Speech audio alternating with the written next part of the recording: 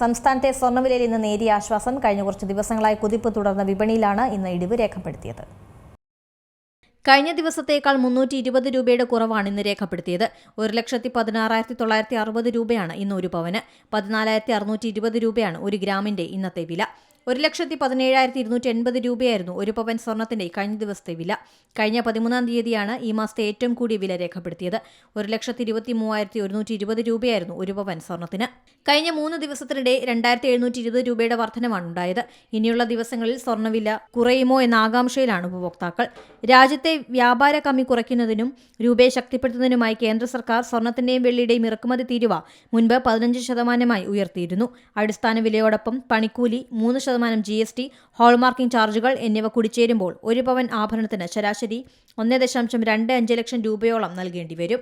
അന്താരാഷ്ട്ര വിപണിയിൽ സ്വർണ്ണവില ഔൺസിന് $2,400 മുകളിൽ ശക്തമായി തുടരുന്നത് പ്രാദേശിക വിപണിയും സ്വാധീനിക്കും. Business desk, C Malayalam news. ഏറ്റവും പുതിയ വാർത്തകളും വിശേഷങ്ങളും വിരൽത്തുമ്പിലറിയാൻ സി മലയാളം ന്യൂസ് എല്ലാ ഡിജിറ്റൽ പ്ലാറ്റ്ഫോമുകളിലും ലഭ്യം.